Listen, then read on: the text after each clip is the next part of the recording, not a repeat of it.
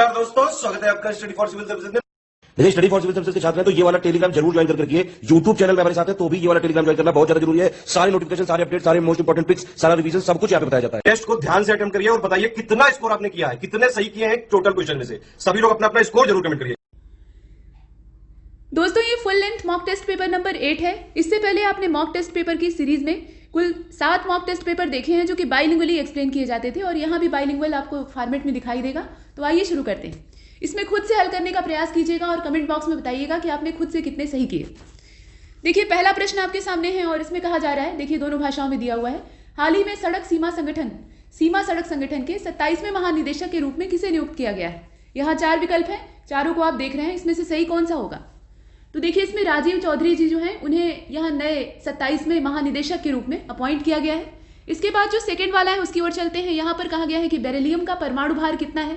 तो बेरिलियम एक तत्व है और आवर्त सारिणी में इसकी स्थिति अगर आप जानते हैं तो उसके आधार पर आप परमाणु भार इसका बता सकते हैं। यहाँ 4 विकल्प है, इनमें से कौन सा होगा। तो ये 9 हो जाएगा। यहाँ पे परमाणु भार की बात हो रही है, ध्यान दीजिएगा। परमाणु क्रमांक और परमाणु भार 2 चीजें होती हैं। इसके बाद आगे चलते हैं। तीसरे नंबर का जो प्रश्न है इसमें कहा जा रहा है कि सर्वप्रथम किसने बताया कि जो श्वेत प्रकाश होता है वो सभी प्रकार के रंगों के प्रकाश से मिलकर बना हुआ होता है, मतलब उसके अंदर सारे रंग मौजूद होते हैं। तो ये बताने वाले व्यक्ति कौन थे। गैलीलियो थे, थॉमस यंग थे, मैक्सवेल थे या आइंस्टीन थे। तो इसमें से किसका नाम आप लेंगे। देखिए, ये गैलीलियो थे। गैलीलियो ने बताया था कि सफेद रंग का जो प्रकाश होता है वो कई सारे मतलब सभी रंगों के प्रकाश से मिलकर बना होता है। इसके बाद चौथे नंबर का जो प्रश्न है उसको आप देख रहे हैं। इसमें कहा जा रहा है कि कर्नाटक में किस क्षेत्र को 31वें जिले के रूप में मान्यता दी गई। तो बीजापुर है, हासन है, विजयनगर है और मैसूर है। तो इसमें से कौन सा होगा। नीचे आप उसे अंग्रेजी में लिखा हुआ भी देख रहे हैं। चौथे नंबर का जो प्रश्न आप देख रहे हैं इसका सी वाला हो जाएगा, यानी विजयनगर। इसको 31वें जिले के रूप में कर्नाटक के मान्यता प्राप्त हुई है। इसके बाद नेक्स्ट 5वें नंबर के प्रश्न को देखिए। इसमें ये कहा गया है कि बच्चों के लिए पहला अखबार द यंग माइंड्स किस राज्य ने लॉन्च किया है। ये बच्चों का अखबार है। तो यहाँ नीचे राज्य का नाम दिया है, उत्तर प्रदेश, तमिलनाडु, असम, गुजरात। इसमें से कौन सा होगा। तो ये जो 5वां है इसका करेक्ट आंसर हो जाएगा असम। ये असम राज्य के द्वारा जारी किया गया है। नेक्स्ट क्वेश्चन नंबर 6, खरीफ की फसल या फसलें निम्नलिखित में से कौन सी हैं। यहाँ पर कई सारे जो अनाज हैं उनके नाम दिए हैं। तो गेहूं, मटर, कपास और उपरोक्त सभी। तो इसमें उपरोक्त सभी या तो हो सकता है या कोई एक होगा, बताइए कौन सा होगा। तो जो 6वां है इसका करेक्ट आंसर हो जाएगा कपास। यहाँ पर कौन सी है पूछा है तो ये कपास है। नेक्स्ट क्वेश्चन नंबर 7, यहाँ पर कहा गया कि विश्व का सबसे बड़ा परमाणु संलयन मतलब जो संलयन अभिक्रिया होती है उसके बारे में परियोजना ये किस देश में स्थापित की जा रही। यहाँ देश का नाम दिया है भारत, अमेरिका, रूस, फ्रांस। इसमें से कौन सा होगा। तो जो 7वें नंबर का प्रश्न आप देख रहे हैं इसका करेक्ट आंसर हो जाएगा फ्रांस। यहाँ पर जो डी वाला है वो सही है। इसके बाद नेक्स्ट, ये आगे बढ़ने से पहले जरा 6वें वाले को देख लीजिए। खरीफ की फसल या फसलें निम्नलिखित में से कौन सी हैं। तो हमने कपास को चुना है। खरीफ की फसलें जो होती हैं वो देश के विभिन्न क्षेत्रों में मानसून के आगमन के साथ बोई जाती हैं और सितंबर अक्टूबर का जो मौसम होता है या महीना होता है उसमें इनकी कटाई हो जाती है। और इस मौसम में बोई जाने वाली जो मुख्य फसलें होती हैं उसमें अगर आप देखें तो चावल होता है यानी धान, इसके अलावा मक्का, ज्वार, बाजरा, तुअर अर्थात अरहर, मूंग की दाल होती है, उड़द होती है, कपास होता है, कपास आपने यहाँ देखा, जूट, मूंगफली, सोयाबीन, ये सब बोया जाता है। और चावल की खेती आप जानते ही हैं किधर होती है। इसको अच्छा खासा पानी चाहिए होता है, तो पानी जिधर मिलेगा उधर ही इसका प्रोडक्शन अच्छा होगा। इस प्रकार से अब चलते हैं आगे। खरीफ, जायद और रबी की फसलों के अंतर्गत क्या क्या आता है ये आपको पता होना चाहिए। 7वें वाले का फ्रांस होगा। 8वें वाले की ओर चलते हैं। 8वें वाले में कहा गया time 2020 business person of the year. ये किस देश से है, मतलब ये किस देश से संबंध रखते हैं आपको बताना है। रूस, पोलैंड, जर्मनी या इसमें से कोई नहीं। तो 8वां वाला जो है इसका करेक्ट आंसर हो जाएगा। यहाँ अगर आप देखें तो इसमें से कोई नहीं। इसका जो राइट आंसर है वो डी वाला होगा। इसके बाद नेक्स्ट आगे चलते हैं। यहाँ पर देखें, एक बात और है कि अब business person of the year किसको नॉमिनेट किया गया है या किसको ये अवार्ड मिला हुआ है। तो यहाँ जो नाम आता है वो business person of the year के रूप में ये सीईओ है एरिक युआन और ये कॉन्फ्रेंसिंग प्लेटफॉर्म जूम के सीईओ हैं। तो इसे याद रख सकते हैं आप। इसके बाद आगे चलते हैं। यहाँ पर 9वें नंबर के प्रश्न को देख लीजिए। 9वें वाले में कहा गया है कि हाल ही में सक्षम नाम का जो अपतटीय गश्ती पोत है इसको लॉन्च किया गया है। यह किस शिपयार्ड लिमिटेड के द्वारा डिजाइन किया गया है ये आपको बताना है। इससे पहले आपने ये 8वां प्रश्न देखा। तो 9वें वाले में यहाँ गोवा शिपयार्ड लिमिटेड दिया है, चेन्नई शिपयार्ड दिया है, कोचीन दिया है, तमिलनाडु दिया है। इसमें से कौन सा होगा। तो जो 9वां प्रश्न है इसका करेक्ट आंसर हो जाएगा गोवा शिपयार्ड लिमिटेड। ए वाला सही है इसका। नेक्स्ट क्वेश्चन नंबर 10, यहाँ पर देखिए कहा गया है कि एक आदमी के पास कुछ मुर्गियां हैं और कुछ गायें हैं, और यदि सिरों की संख्या पैरों की संख्या दोनों का जो अनुपात है, रेशियो है, वो 12:35 हो, तो मुर्गियों की संख्या आपको ज्ञात करनी है। यदि केवल सिरों की संख्या 96 है, मतलब यहाँ पे जितनी सिर हैं उनकी संख्या बता दिया है 96, और पैर और सिर का जो रेशियो है वो 12:35 का है। अब आपको इसमें से मुर्गियों की संख्या ज्ञात करनी है, तो नीचे ऑप्शन दिया हुआ है। तो इसका जो करेक्ट आंसर है, ये 10वां वाला आप देख रहे हैं, 52 हो जाएगा। यहाँ पे अगर आप इसे हल करेंगे तो इसका 52 उत्तर आएगा। इसके बाद आगे चलते हैं, 11वें नंबर के प्रश्न को देख लीजिए। 11वें नंबर के प्रश्न में ये कहा गया है कि यदि निश्चित कूट भाषा में जो कोडिंग होती है या कोड लैंग्वेज होती है, उसके अंतर्गत यहाँ पे सम्राट को 889578 लिखा जाता है, तो उसी कोड भाषा में विंडो को क्या लिखा जाएगा। मतलब सम्राट के लिए जो कोड यूज होता है वो दे दिया है, और विंडो के लिए क्या यूज होगा, तो यहाँ पर शिफ्टिंग वाला मेथड आप अप्लाई कर सकते हैं, आगे वाले वर्ड पीछे करके, या उसके वर्ड टू वर्ड काउंटिंग करके भी कर सकते हैं। कुल मिलाकर इसका जो करेक्ट आंसर होगा 11th वाले का, वो डी वाला होगा, यानी 945443, यानी इसका जो डी वाला ऑप्शन है वो सही है। इसके बाद 12 वाले को देखिए। इसमें कहा गया कि हाल ही में किसने महान पुरातत्वविद प्रोफेसर बीबी लाल के जन्म शताब्दी वर्ष के अवसर पर, ये बीबी लाल जो हैं ये पुरातत्वविद हैं, और इनका जो जन्म शताब्दी यानी जन्म के 100 साल पूरे होने पर जो उत्सव मनाया जाता है, उसके अवसर पर एक ई पुस्तक को लॉन्च किया है, मतलब उसका विमोचन किया है, और पुस्तक का नाम है प्रोफेसर बीबी लाल इंडिया रीडिस्कवर्ड, ये किताब का नाम है। तो ये इसकी लॉन्चिंग करने वाले कौन है ये आपको बताना है। इसमें प्रहलाद सिंह पटेल का नाम आता है, प्रधानमंत्री नरेंद्र मोदी जी का नाम आता है, हर्षवर्धन सिंह का नाम आता है, या निर्मला सीतारमण का नाम आता है। इसमें से कौन सा होगा, तो जो 12वां आप देख रहे हैं इसका करेक्ट आंसर हो जाएगा प्रहलाद सिंह पटेल, ए वाला इसका सही है। नेक्स्ट क्वेश्चन नंबर 13, इसमें यह कहा गया है कि निम्नलिखित में से कौन सा भाग हमारे शरीर का सबसे कठोर भाग होता है। यहाँ विकल्प दिया हुआ है, सिर की खोपड़ी की हड्डियां, अंगूठे के नाखून, दांतों का इनेमल, या स्पाइनल वर्टिब्रा। ये सरल प्रश्न है, आप आराम से इसे हल कर सकते हैं। इसमें जो हमारे दांतों का इनेमल होता है वो सबसे कठोर पदार्थ होता है, ये आप देख रहे हैं, सी वाला इसका सही था। इसके बाद 14वें प्रश्न को देख लीजिए। कीवी पक्षी न्यूजीलैंड में पाया जाता है और इसका वैज्ञानिक नाम आपको बताना है, तो यहाँ पर वैज्ञानिक नाम दे रखा है, इसमें से कौन सा होगा देख लीजिए। तो जो 14वां प्रश्न है इसका करेक्ट आंसर हो जाएगा जो ए वाला ऑप्शन है उसका, वो वाला, यानी एप्टीरेक्स, ये वाला जो इसका ऑप्शन है वो सही है। इसके बाद 15वें प्रश्न की ओर चलते हैं। यहाँ वैज्ञानिक नाम पूछ लेता है, तो इस प्रकार के भी प्रश्न आ सकते हैं, ऐसे वाले। इसके बाद 15वें नंबर के प्रश्न में ये कहा है कि देश में सर्वाधिक जिलों वाला राज्य कौन सा है, सबसे ज्यादा जिले कहाँ पर पाए जाते हैं, बिहार, राजस्थान, मध्य प्रदेश, या इसमें से कोई नहीं। देख लीजिए, तो 15वें प्रश्न का जो करेक्ट आंसर है वो डी हो जाएगा, इसमें से कोई नहीं। जितने इसमें विकल्प दिए हैं उसमें से कोई नहीं। इसके बाद आगे चलते हैं, इसका जो करेक्ट आंसर है वो कौन सा होगा। अगर इसमें उत्तर प्रदेश दिया होता तो वो सही होता। 16वें नंबर के प्रश्न को देखिए। यहाँ पर सीएफसी के बारे में कहा जा रहा है कि क्लोरोफ्लोरोकार्बन ओजोन परत के क्षरण में महत्वपूर्ण भूमिका निभाता है, और सीएफसी को क्या कहा जाता है ये आपको बताना है। तो नियॉन, फार्मेलिन, क्लोरोफार्म, या फ्रेयॉन, इसमें से कौन सा नाम सीएफसी के लिए यूज किया जाता है। तो इसका करेक्ट इसमें जो आंसर है वो डी वाला होगा, फ्रेयॉन भी इसको कहा जाता है। 17वें नंबर के प्रश्न को देखिए। इसमें कहा गया कि हाल ही में किस राज्य ने पुलिस कर्मियों से संबंधित आत्महत्या और भ्रातृघात की जो घटनाएं हैं उनको कम करने के लिए स्पंदन नाम का अभियान शुरू किया है। इसके बारे में किस राज्य सरकार का इसमें नाम लिया जाएगा। झारखंड, छत्तीसगढ़, उत्तर प्रदेश, गुजरात, इसमें से कौन सा होगा। तो इसका करेक्ट आंसर होगा छत्तीसगढ़। ये छत्तीसगढ़ के द्वारा स्पंदन नाम का जो अभियान है इसको शुरू किया गया है। इसके बाद नेक्स्ट 18वें नंबर के प्रश्न को देख लीजिए। इसमें जुलाई 2020 के आंकड़े के तौर पे दिया गया है कि किस राज्य सरकार के द्वारा health care service at your door step, यानी आपके दरवाजे तक स्वास्थ्य सुविधाएं, ये अभियान शुरू किया गया। कौन सी राज्य सरकार थी। उत्तर प्रदेश सरकार है, राजस्थान है, महाराष्ट्र है, या तमिलनाडु है, इसमें से कौन सी है। तो 18वें का करेक्ट आंसर हो जाएगा महाराष्ट्र, यानी सी वाला इसका सही है।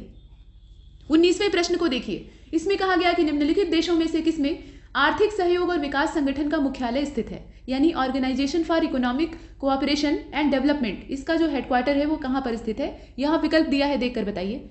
तो इसका जो करेक्ट आंसर है, यहाँ अगर आप ध्यान से देखें तो इसका जो करेक्ट आंसर है वो हो जाएगा फ्रांस, यहाँ पर पहला वाला इसका सही। 20 वाले को देखिए, 20वें को। इसमें कहा गया कि निम्नलिखित में से कौन सा दर्रा कश्मीर घाटी को कारगिल यानी लद्दाख से जोड़ता है, ये आपको बताना है। नाथुला है, बोमडिला है, पेंसिला है, या बनिहाल दर्रा है। 20वें प्रश्न को आपने देखा, इसका हो जाएगा पेंसिला दर्रा, इसका जो सी वाला ऑप्शन है वो सही है। 21 को देखते हैं। 21 में ये कहा गया है कि निम्नलिखित शब्दों को एक तार्किक और अर्थपूर्ण क्रम में व्यवस्थित कीजिए। यहाँ पर तार्किक क्रम में और अर्थपूर्ण, उनका कुछ अर्थ निकले। तो लार्वा दिया है, तितली दिया है, प्यूपा दिया है, और अंडा दिया है। तो इनको आपको अवस्थाओं के क्रम में अरेंज करना है। बताइए कौन सा अरेंजमेंट सही होगा। 21 को देख लीजिए। तो इसका जो ए वाला अरेंजमेंट है वो सही है। 4132 यानी पहले अंडा, उसके बाद लार्वा, उसके बाद तब प्यूपा और तब अंत में परिपक्व जो तितली होती है वो जन्म लेती है। इस प्रकार से होगा। तितली के ये जीवन की अवस्थाएं हैं जन्म से लेकर बड़े होने तक। इसके बाद 22वें प्रश्न को देख लीजिए। छात्रों की एक पंक्ति में ए सी के पीछे है, यानी ए जो अक्षर है वो सी के पीछे है और बी जो है वो डी के आगे है और सी जो है वो डी के पीछे है। तो पंक्ति में सबसे आगे कौन है ये आपको बताना है, यानी ए सी के पीछे है, बी डी के आगे है, सी जो है वो डी के पीछे है। अब पंक्ति में सबसे आगे कौन खड़ा था ये आपको बताना है। तो इसमें आप आगे पीछे करके लिखेंगे तो आपको समझ में आ जाएगा इसमें से कौन सा होगा। 22वें को आप देख लीजिए, इसका जो करेक्ट आंसर होगा वो हो जाएगा बी। सबसे आगे कौन है, बी रहेगा। इसके बाद 23वें प्रश्न की ओर चलते हैं। यहाँ आगे फिलिंग द ब्लैंक है और उस ब्लैंक को आपको भरना है और कहा गया है कि टाइगर रिजर्व महाराष्ट्र में स्थित है। तो इसमें से कौन सा होगा, इंद्रावती, बांदीपुर, तडोबा अंधेरी और नागरहोल। तो सरल है इसमें से पहचान करना। इसमें तडोबा अंधेरी जो है यही महाराष्ट्र में है, आराम से इसमें से समझ में आ सकता है। इसके बाद 24वें प्रश्न को देख लीजिए। यहाँ कहा गया कि निम्नलिखित में से कौन सा जोड़ा सही सुमेलित नहीं है। अब ये नहीं शब्द को ध्यान दीजिएगा, ये खतरनाक होता है, लोग इसको इग्नोर कर देते हैं तो प्रश्न गलत हो जाता है। यहाँ झील का नाम दिया है और राज्य का नाम दिया है, तो जोड़ा जो सही सुमेलित है वो आपको ढूंढना नहीं है। देख लीजिए, चपनाला असम, चंदूबी छत्तीसगढ़, हमीरसर गुजरात और फुलहर उत्तर प्रदेश। इसमें से कौन सा गलत है देखिए। तो 24वां जो है इसका बी वाला सही है, मतलब इसमें बी वाला जो है वो गलत दिया हुआ है, चंदूबी छत्तीसगढ़, ये वाला इसमें ऑप्शन सही नहीं है। इसके बाद 25 की ओर चलिए। इसमें मंचूरिया और शांतुंग प्रमुख लौह अयस्क खनन केंद्र ये देश में कहाँ पर स्थित है आपको बताना है, मतलब किस देश में स्थित है ये आपको बताना है। यहाँ मंचूरिया और शांतुंग के बारे में कहा जा रहा है, ये कौन से राष्ट्र की संपदा है, ब्राजील, रूस, चीन या ऑस्ट्रेलिया। इसमें से कौन सा होगा। तो इसका जो करेक्ट आंसर है वो सी वाला हो जाएगा, यानी चाइना इसमें होगा। Next question number 26। वैश्विक तापन पर नियंत्रण हेतु कार्बन टैक्स लगाने वाला विश्व का पहला देश कौन सा है, स्विट्जरलैंड, भारत, न्यूजीलैंड, ब्राजील। इसमें से कौन सा होगा। तो इसे देख लीजिए, इसमें से न्यूजीलैंड होगा जो कि वैश्विक तापन यानी ग्लोबल वार्मिंग पर कार्बन टैक्स लगाने वाला देश बन गया है। नेक्स्ट क्वेश्चन नंबर 27 को देख लीजिए। प्रथम लिपि आविष्कर्ता या आविष्कारकर्ता किस सभ्यता के लोग थे ये आपको बताना है। लिपि का आविष्कार किस सभ्यता के लोगों ने किया, सिंधु घाटी सभ्यता, कायथा, मेसोपोटामिया या सुमेरिया। इसमें से कौन सा होगा। तो ये सुमेरियन सभ्यता के थे जिन्होंने कि लिपि का आविष्कार सर्वप्रथम किया।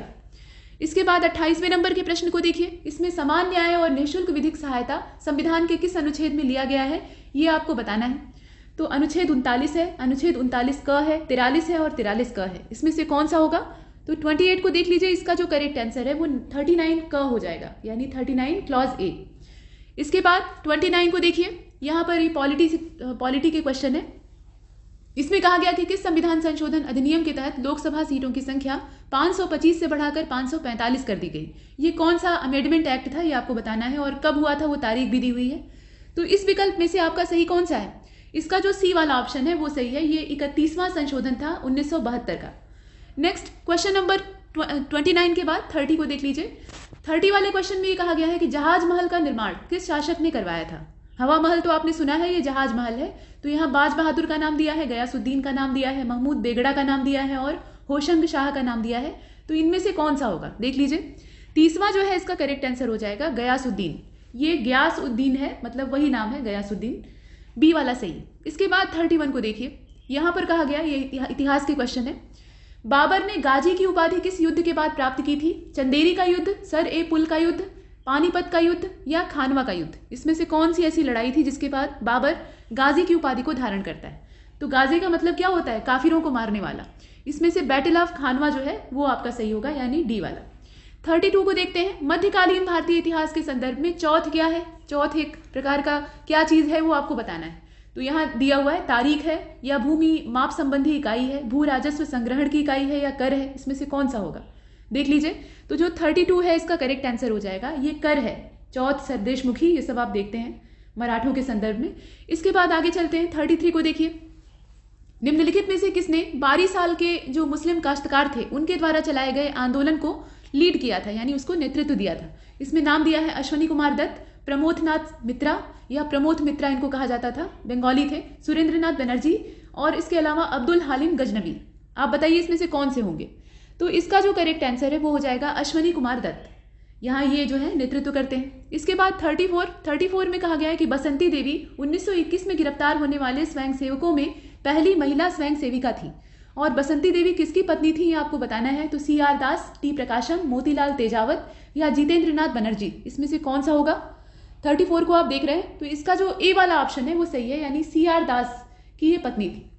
इसके बाद 35 में ये कहा गया है कि बजट 2020-21 के हिसाब से कौन सी एजेंसी एक स्वतंत्र एजेंसी होगी जो कि अराजपत्रित पदों और सार्वजनिक क्षेत्रों के बैंकों को, मतलब बैंकों के लिए जो पद हैं उनमें उम्मीदवारों की भर्ती के लिए कंप्यूटर आधारित सामान्य पात्रता परीक्षा का आयोजन करेगी। मतलब इस प्रकार से एग्जाम करवाने वाली ये कौन सी एजेंसी होगी, और ये अपने आप में स्वतंत्र है। तो इसमें नाम दिया है राष्ट्रीय भर्ती एजेंसी, भारत भर्ती एजेंसी, अखिल भारतीय भर्ती एजेंसी या कोई नहीं। देख लीजिए, नीचे इंग्लिश वाला भी दिखाई दे रहा है। तो इसका जो करेक्ट आंसर है वो हो जाएगा राष्ट्रीय भर्ती एजेंसी, यानी ए वाला, नेशनल रिक्रूटमेंट एजेंसी। इसके बाद नेक्स्ट क्वेश्चन नंबर 36 को देख लीजिए। इसमें कहा गया कि कौन सी घटना governor general Lord William Bentinck से संबंधित नहीं है। नीचे दिया हुआ है ठगी प्रथा का अंत, सती प्रथा पर रोक, 1833 का चार्टर एक्ट और भरतपुर का अधिग्रहण, इसमें से कौन सा होगा। तो 36 को आप देख लीजिए, इसमें से आपका जो करेक्ट आंसर है वो हो जाएगा डी वाला, यानी भरतपुर का जो अधिग्रहण हुआ था वो लॉर्ड विलियम बेंटिंग के समय की घटना नहीं है, और बाकी जितने हैं वो उसी के समय की। यहाँ जो करेक्ट आंसर है वो डी वाला होगा। 37 को देखिए, यहाँ पर आपको थोड़ा सा जोड़ घटाना गुणा भाग और वर्क करके समीकरण का जो सूत्र है वो लगाकर इसे हल करना है और इसका आंसर ज्ञात करना है। इस व्यंजक का आपको मान ज्ञात करना है। तो यहाँ पर 598 प्लस 479, इन दोनों को जोड़कर इसका वर्क कर दिया है, 2 घात लगा दिया है, माइनस उतना ही यहाँ पर माइनस में देकर उसके ऊपर 2 घात कर दिया है और नीचे उनको मल्टीप्लाई के रूप में लिखा हुआ है। तो इसमें आप a प्लस बी के होल स्क्वायर का सूत्र लगा दीजिए और इसमें a माइनस बी के होल स्क्वायर का लगा दीजिए और दोनों को ब्रैकेट में बंद करके पहले रखिएगा। फिर जब ब्रैकेट खोलेंगे तो माइनस का साइन अंदर घुसेगा और जितने चिन्ह हैं उनको अपने हिसाब से कन्वर्ट कर लेगा। उसके बाद कुछ इसमें से कट जाएंगे और कुछ बच जाएंगे, जो बचेंगे उनको नीचे वाले से कैंसिल कर लीजिएगा, आपका आंसर आ जाएगा। तो इसका जो करेक्ट आंसर है वो हो जाएगा 4। इतना इसको जोड़ घटाएंगे, गुणा भाग करेंगे तो इसका करेक्ट आंसर आएगा 4। इसके बाद 38 की ओर चलते हैं। 38 को देख लीजिए, इसमें अनुक्रम दिया हुआ है, यानी एक सीरीज है और इसमें एक संख्या गायब है। प्रायः ऐसे प्रश्न आप सी सेट में देखते हैं। तो ये 4, 18, 48, 100 और उसके बाद बीच में क्वेश्चन मार्क है और उसके बाद 294 और 448। तो इसमें किस तरह की श्रेणी बनती है ये आपको पहचानना होगा और उसके आधार पर उत्तर देना होगा।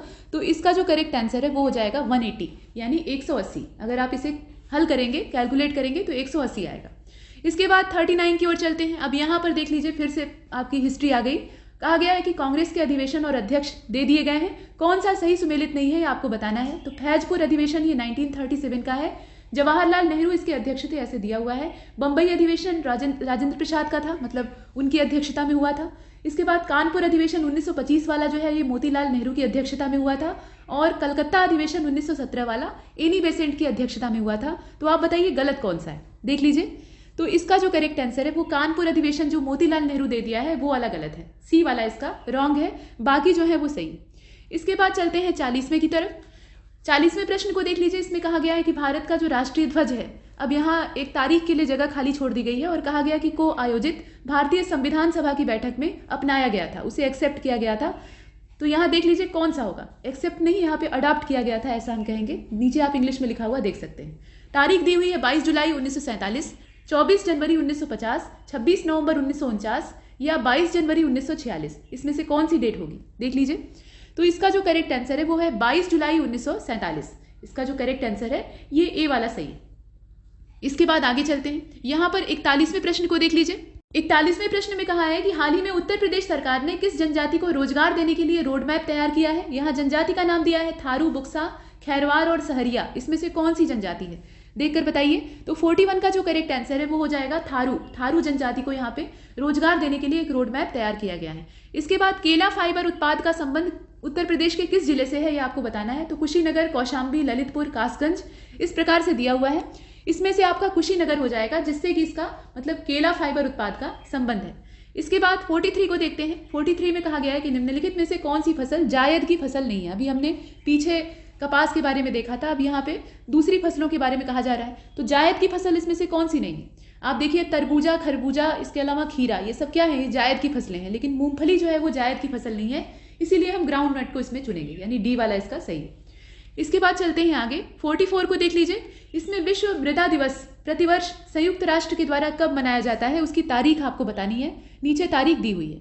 रबी और खरीफ की जो फसलें होती हैं, इससे पहले वाला आपने देखा है तो इसमें हमने मूंगफली को चुना था। रबी और खरीफ की जो फसलें होती हैं उनकी ऋतुओं के बीच में जो गर्मी का मौसम होता है, खेत खाली रह जाते हैं, मतलब पीछे वाली फसल काट ली गई रहती है और आगे वाली बोने में भी टाइम रहता है, बीच में सूखा मौसम रहता है, तो उसमें कुछ फुटकर चीज़ों की खेती की जाती है, जैसे खरबूजा, तरबूजा, ककड़ी, इस प्रकार की चीज़ें, ताकि किसानों की आमदनी रुके ना।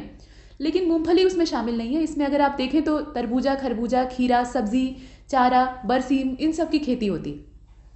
अब यहाँ पे संयुक्त राष्ट्र संघ के द्वारा जो डिक्लेयर की हुई डेट है उसको देख लेते हैं।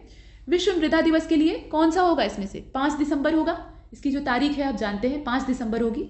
इसके बाद 45 की ओर चलते हैं। यहाँ पर जोन्स लैग लॉलेस यानी JLL के द्वारा द्विवार्षिक global real estate transparency index ये जारी किया गया है। ये एक तरह का सूचकांक है और इसको जारी किया गया है। इसमें भारत का स्थान कौन सा है ये आपको बताना है। 32वां है, 34वां है, 42वां है, 44वां है, कौन सा होगा? तो इसका जो करेक्ट आंसर है वो हो जाएगा 34वां स्थान। यहाँ पर भारत को इसमें 34th नंबर की जो रैंक है वो प्राप्त हुई है। इसके बाद 46 की ओर चलते हैं। शनि के कितने उपग्रह हैं? अभी लेटेस्ट जो नए वाले खोजे गए हैं उसके बाद कितने हो गए हैं, ये पूछने का इसका मंतव्य है। तो टोटल जो खोजे गए हैं उसके आधार पर, नए उपग्रहों के आधार पर 82 हो गए हैं। अब इनकी संख्या 82 हो गई है। बृहस्पति को शनि ने पीछे छोड़ दिया है और ये सर्वाधिक उपग्रह वाला ग्रह बन गया है। और नासा के साइंटिस्ट जो है उन्होंने अभी ऐसा अंदेशा लगाया है कि इसके 100 के आसपास उपग्रह हो सकते हैं। इसके बाद 47 को देख लीजिए। मध्यकाल में भारत के किस नगर को शिराज ए हिंद कहा जाता था? तो इसमें देख लीजिए जौनपुर को कहा जाता था। साफ साफ मालूम होता है। कुछ प्रश्न एकदम सरल हैं, सीधे वाले, तो बी वाला इसका सही है। 48 को देखते हैं। इसमें स्योकर वेटलैंड कॉम्प्लेक्स, इसको 42वें रामसर साइट के तौर पे घोषित किया गया है भारत में। तो यह रामसर साइट कहाँ पर स्थित है, मतलब किस राज्य में है, ये आपको बताना है। जम्मू कश्मीर, उत्तर प्रदेश, लद्दाख या पुडुचेरी, इसमें से कौन सा होगा? तो ये लद्दाख में है। पहले अगर जो यूटीज दोनों बन गई है तो उसके आधार पे देखें तो लद्दाख में है, नहीं पहले जम्मू कश्मीर में था। इसका सी वाला सही है। इसके बाद 49 को देख लीजिए। यहाँ पर बटेश्वर मेले के बारे में कहा गया है कि इसका आयोजन उत्तर प्रदेश के किस जिले में किया जाता है। यूपी के करंट अफेयर से भी कुछ प्रश्न आएंगे, हालांकि बहुत ज्यादा पूछे नहीं जा रहे हैं लेकिन फिर भी। तो यहाँ दिया हुआ है, देख लीजिए, आगरा, कानपुर, मथुरा, फैजाबाद, इसमें से कौन सा होगा? तो 49 का अगर आप देखें तो इसका करेक्ट आंसर हो जाएगा आगरा, यानी ए वाला इसका सही है। इसके बाद 50 को देखते हैं। इसमें भारतीय चारागाह और चारा अनुसंधान संस्थान, ये किस जिले में है आपको बताना है। यहाँ पे कानपुर, सहारनपुर, लखनऊ और झांसी का नाम दिया है। तो इसमें जो करेक्ट आंसर है वो झांसी हो जाएगा, यानी इसका जो डी वाला है वो आपका सही। इसके बाद आगे चलते हैं और आगे चले तो यहाँ हिंदी के प्रश्न आ जाते हैं। पार्ट 2 इसका शुरू हो जाता है 51 नंबर से। इसमें ये कहा गया है कि उपनिवेश से संबंध हो जिसका, इसके लिए आपको वाक्यांश के लिए एक शब्द ढूंढना है। तो वाक्यांश के लिए एक शब्द जब आपको बताना होता है तो उसमें एक संक्षिप्त शब्द ढूंढना होता है। औपनिवेशिक हो जाएगा, उपनिवेश से संबंधित यानी औपनिवेशिक। इसका जो बी वाला है वो सही है। इसके बाद अगला वाला भी वही है। जो किए गए उपकारों को मानता हो उसे कृतज्ञ कहा जाता है। जो एहसान को नहीं माने वो कृतज्ञ होता है, जो मानता हो वो कृतज्ञ होता है। थोड़ा सा अंतर है इन शब्दों के बीच में। कुसंगति के कारण चरित्र पर लगाया गया दोष, इसको क्या कहा जाएगा? अपयश कहा जाएगा, अपकीर्ति कहा जाएगा, कलंक कहा जाएगा या दुष्चरित्र कहा जाएगा? इसमें से कौन सा होगा? तो इसका आपका कलंक हो जाएगा। कहते हैं ना कलंक लग गया उनके ऊपर, तो कलंक जो है ये कुसंगति के कारण जो चरित्र का दोष होता है उसके कारण लगता है। इसके बाद 54 को देख लीजिए। कंजूसी से धन का व्यय करने वाला ये व्यक्ति जो है इसको क्या कहेंगे? कृपण कहेंगे, मसृण कहेंगे, मितव्ययी कहेंगे या अल्पव्ययी कहेंगे? कंजूसी से धन का व्यय करने वाला ये कृपण होगा और सोच समझकर खर्चा करने वाला जो होता है वो मितव्ययी होता है। दोनों के बीच में अंतर है। इसके बाद 55, जिसका जन्म कन्या के गर्भ से हुआ हो, ऐसे व्यक्ति को क्या कहा जाएगा? कानीन कहा जाएगा या कन्या पुत्र कहा जाएगा, अवैध पुत्र कहा जाएगा, कुमारी सुत कहा जाएगा? इसमें से कौन सा होगा? तो ये कानीन हो जाएगा। कन्या के गर्भ से मतलब महिला के उधर से ही सबका जन्म होता है, ये तो बात जगजाहिर है। लेकिन यहाँ पर अविवाहित कन्या के गर्भ से जिसका जन्म हुआ हो उससे तात्पर्य है, तो ये कानीन होता है। पहले के समय में कानीन पुत्र जो होते थे उनको भी मान्यता प्राप्त होती थी। इसके बाद 56 नंबर का जो क्वेश्चन है इसको देख लीजिए। अपना उद्देश्य पूर्ण होने पर संतुष्ट ऐसे व्यक्ति को क्या कहा जाएगा? चिर प्रसन्न कहा जाएगा, कृतज्ञ कहा जाएगा, आभारी कहा जाएगा या कृतार्थ कहा जाएगा? तो ये कृतार्थ होगा। अर्थ पूरा हो गया तो वो कृत है, मतलब कृतकृत्य हो गया अर्थात संतुष्ट हो गया। इसके बाद आगे चलते हैं। 57 को देख लीजिए। नियम विरुद्ध असामाजिक कार्य करने वालों की सूची, इसके लिए एक शब्द आपको खोजना है। तो अपराध सूची, काली सूची, अवैध सूची या श्वेत सूची, इसमें से कौन सी सूची होगी? तो आप ब्लैक लिस्ट में डाल देते हैं उस नंबर को जो कि आपको बार बार फोन करके परेशान करता है, तो ये काली सूची। इसके बाद 58, किसी देश के अंदर होने वाला या उससे संबंध रखने वाला। अंतः व्यापार होता है, अंतर्देशीय होता है, बाह्य व्यापार होता है या आंतरिक धंधा होता है? इसमें से कौन सा होता है? तो वो अंतर्देशीय होता है। ये जो बी वाला ऑप्शन है वो परफेक्ट है। इसके बाद 59 को देखिए, जो नभ में चलता है, खेचर होता है, खच्चर होता है, नभोत्पन्न होता है या नभचाली होता है, इसमें से कौन सा शब्द इसके लिए इस्तेमाल होगा? तो ये खेचर होता है। खेचर जो है ये नभ में चलता है, अर्थात आसमान में चलता है। इसके बाद 60वें नंबर के प्रश्न को देखिए, गतानुगतिक, ये जो शब्द है इसका मतलब क्या है, इसका अर्थ आपको बताना है। तो इसका ए वाला सही है, प्राचीन आदर्श के हिसाब से चलने वाला। गत जो है यानी जो बीता हुआ है उसके हिसाब से गति करने वाला। इसके बाद 61 को देख लेते हैं। 61 में कहा गया है कि कौशल का पर्यायवाची नहीं है, तो दक्षता, कुशलता, अभ्यागत और पटुता। तो इसमें जो अभ्यागत है ये अतिथि का पर्यायवाची है, न कि कौशल का। बाकी जितने हैं वो सभी कौशल के पर्यायवाची है, तो सी वाला इसका होगा। इसके बाद 62 को देख लीजिए, कामदेव का पर्यायवाची आपको खोजना है, सरोज, उरोज, मनोज और पाथोज। तो मनोज जो है वो कामदेव का पर्यायवाची है और बाकी जितने हैं वो कामदेव के पर्यायवाची नहीं है। नेक्स्ट क्वेश्चन नंबर 63, कमल का पर्यायवाची नहीं है, जो ना हो वो खोजना है आपको। अरविंद, शतदल, सरसिज और अमीर, इसमें से कौन सा होगा? 63 आप देख लीजिए। तो 63 का जो करेक्ट आंसर है वो हो जाएगा अमीर। अमीर जो है ये कमल का पर्यायवाची नहीं, और बाकी जितने हैं वो हैं, तो उनको ध्यान दीजिएगा। इसके बाद 64, कलश का पर्याय इसमें से कौन सा है? जल, कुंभ, पात्र और उपस्कर, कौन सा होगा इसमें से? तो 64 का जो करेक्ट आंसर है, ये कलश के बारे में कहा जा रहा है, तो कुंभ यानी घड़ा, ये घड़ा ही होता है लेकिन धातु का होता है तो उसको कलश कहते हैं। हालांकि मिट्टी के भी कलश होते हैं, उसमें कोई संदेह नहीं। इसके बाद 65 को देखिए, कांच का पर्यायवाची आपको बताना है। यहाँ पे दर्पण का नहीं बल्कि कांच का बताना है। तो शीशा, सीसा, इसके अलावा शिपा और सीसा। इसमें सरल है पहचानना, आप आराम से पहचान सकते हैं। कौन सा होगा इसका? शीशा हो जाएगा, कहते हैं शीशा चुभ गया है। एक सीसा होता है जिसको कि पीबी लेड कहा जाता है, वो अलग चीज है। इसके बाद 66 को देख लीजिए, केतु शब्द का पर्यायवाची कौन सा होगा इसमें से बताइए? राहु, अंशुक, ध्वज या नाग, इसमें से कौन सा होगा? तो केतु जो है ये ध्वज के पर्यायवाची के तौर पर देखा जाता है। यहाँ राहु से मत जोड़ लीजिएगा, वो अलग चीज है। इसके बाद 67, कोकिल का समानार्थी शब्द नहीं है, कौन सा? कोकिल किसको कहा जाता है? कोयल को। तो इसका समानार्थी आपको इसमें से जो न हो वो खोजना है। तो पिक, मधुकरी, कोयल और श्यामा, इसमें से कौन सा होगा? 67 को देखिए, इसका हो जाएगा मधुकरी। मधुकरी जो है ये कोयल का यानी कोकिल का पर्यायवाची नहीं है। बाकी पिक, कोयल और श्यामा, श्यामा यानी काली काली होती है, तो ये तीनों ही इसके पर्यायवाची हैं। इसके बाद 68 को देखिए, इसमें कहा गया कि दिए गए विकल्पों में काया शब्द का समानार्थी विकल्प आपको खोजना है। चखु, तम, तरु और गात। तो काया शब्द जो है ये शरीर से समान अर्थ रखता है, तो गात इसका हो जाएगा यानी डी वाला। इसके बाद नेक्स्ट क्वेश्चन नंबर 69, इसमें ग्रीवा शब्द का आपको पर्यायवाची खोजना है। तो ग्रीवा यानी गर्दन, तो इसका जो डी वाला ऑप्शन है वो सही है। ऐसे सरल प्रश्न भी होते हैं और कुछ थोड़े दुरूह भी होते हैं। कौन सा शब्द गणेश का पर्यायवाची नहीं है? गणेश जी का पर्यायवाची इसमें से कौन सा नहीं है आपको खोजना है। विनायक, एकदंत, धनद और लंबोदर। तो इसमें जो सी वाला है धनद, ये गणेश जी का पर्यायवाची नहीं है और बाकी जितना है वो उन्हीं का है। इसके बाद 71 में शुद्ध वर्तनी के बारे में पूछा गया है। तो किसकी वर्तनी आपकी शुद्ध है ये आपको बताना है। सदृश्य है ऐसे दिया हुआ है। इसके बाद जाजल्यमान है, दौदीप्तमान है और त्यज्यमान है। इसमें से कौन सी वर्तनी जो है वो शुद्ध है ये ढूंढ कर बताइए। तो देखिए इसमें जो जाज्वल्यमान लिखा हुआ है ये वाली जो वर्तनी है ये सही है और बाकी जितनी वर्तनी है वो क्या है? गलत है। इसके बाद 72 को देखिए, इसमें किसकी वर्तनी सही है आपको ढूंढ कर बताना है। अनुषंगिक, जनेन्द्रिय, वैशेषिक, रक्त श्रृंगिक, इसमें से कौन सा होगा? तो अनुषंगिक जो है इसकी वर्तनी सही है। यहाँ पे अनुषांगिक नहीं होता है, कई लोग अनुषांगिक लिखते हैं, अनुषंगिक होता है। ठीक है। 73 को देखिए, यहाँ पर एक ही शब्द की 4 वर्तनी दी हुई है। कौन सा तरीका सही है वो आपको खोजना है। समीकार, प्रतिकस, 36। अब देखिए यहाँ एक ही शब्द तो नहीं है, अलग अलग शब्द हैं। फिलहाल इसमें से सही वर्तनी किसकी है ये आपको खोजना है कुल मिलाकर। तो समीकार, प्रतिकस, इसके अलावा 36 और वैर निर्यातन, इसमें से कौन सा होगा सही? तो जो नीचे वाला है, सबसे नीचे वाला, वही समझ में आ रहा है इसमें, डी वाला, वैर निर्यातन, इसी की वर्तनी सही है और बाकी जितने हैं उनकी वर्तनी गलत ढंग से लिखी हुई है।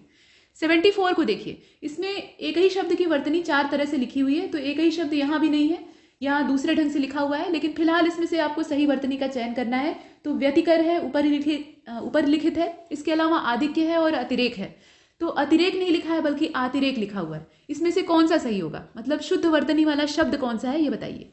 तो ऊपर लिखित जो है ये शुद्ध है, बाकी जितने हैं वो सब गलत है।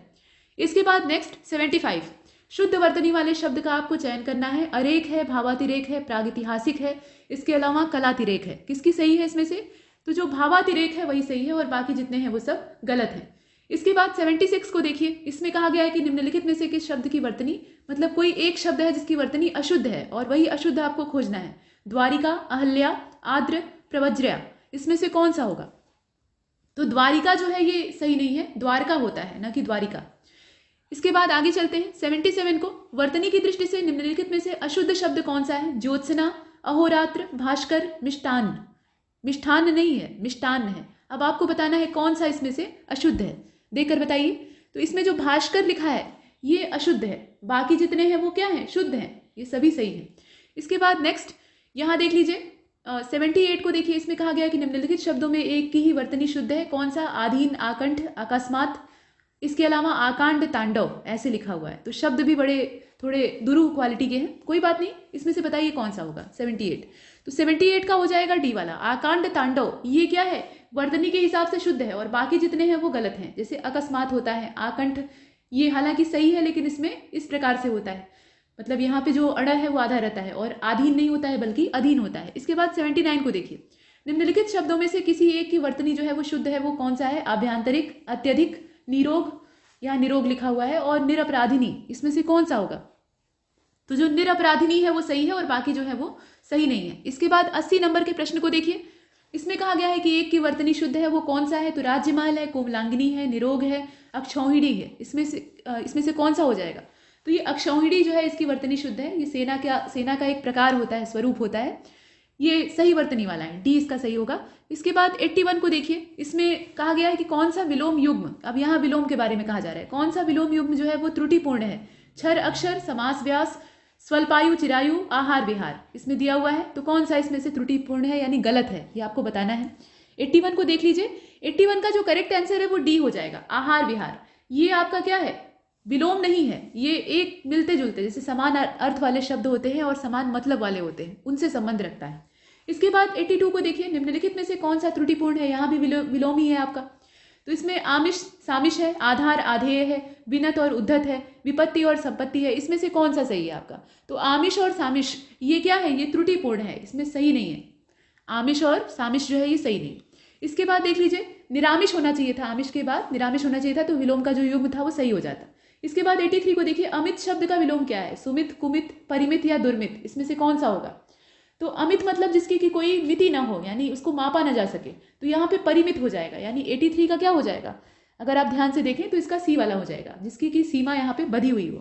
इसके बाद 84 अधिकृत। अधिकृत शब्द का विलोम आपको ढूंढना है। अनाधिकृत होगा, अनधिकृत होगा, या यहाँ पे आप यहाँ लिखा हुआ देख सकते हैं, अनधिकारिक होगा या प्राधिकृत होगा।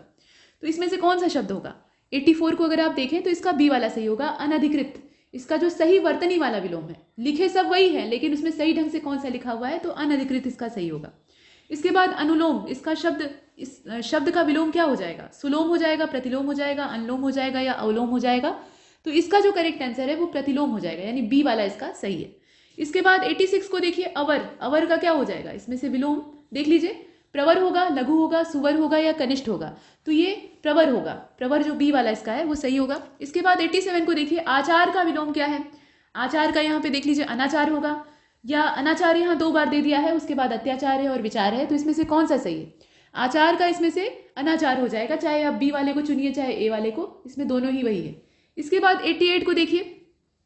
अपव्यय। अपव्यय का आपको विलोम बताना है। अधिव्यय होगा, व्यय होगा, मितव्यय होगा या इसमें से कोई नहीं होगा।